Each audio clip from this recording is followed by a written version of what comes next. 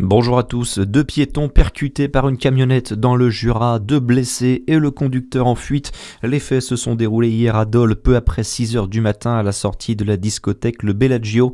Après l'accident, le bilan des secours fait état d'un blessé léger et d'un blessé grave, dont le pronostic vital était engagé hier soir. Une enquête a été ouverte pour identifier le conducteur et déterminer si l'acte est intentionnel ou accidentel. La permanence des Républicains taguée à Dijon. Samedi, la devanture de l'antenne côte-d'Orienne du parti politique s'est vue dégradée par un tag qui mentionnait, je cite, « Retailleau le facho ». L'ancien ministre de l'Intérieur était visé. Dans un communiqué, le parti fustige un acte de vandalisme au contenu injurieux. Les Républicains ont déposé plainte.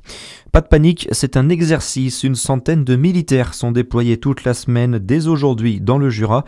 On fait le point sur ce qui attend les Jurassiens lors de cette opération avec Thomas Sténico. Centaurex 2025, c'est le nom donné à cet exercice d'entraînement grandeur nature.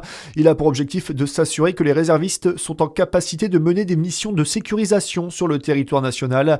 À pied ou à bord de véhicules légers, les militaires vont sillonner le centre-ville de Dole et de Champagnole ou encore les pistes de l'aéroport de Dole-Tavo. Si l'observation est bien sûr permise, il est interdit d'intervenir lors des opérations et de déranger les soldats lors de leurs activités. L'exercice doit se conclure par une cérémonie militaire à Lons-le-Saunier autour du monument aux morts de la ville vendredi matin. Les 7 régiments appartenant à la 7e brigade blindée réalisent d'importants recrutements depuis plusieurs années. L'objectif est de doubler le nombre total de réservistes à l'horizon 2030. Et c'était hier le plus grand rassemblement de Saône-et-Loire dans le cadre d'Octobre Rose. 5300 personnes ont pris part à la Chalonnaise, 1000 de plus qu'en 2024. Des participants des pays voisins ont même fait le déplacement, cette fois pour une course dont le succès grandit année après année. Dans le reste de l'actualité, l'enquête sur le cambriolage du Louvre a pris un premier tournant ce week-end.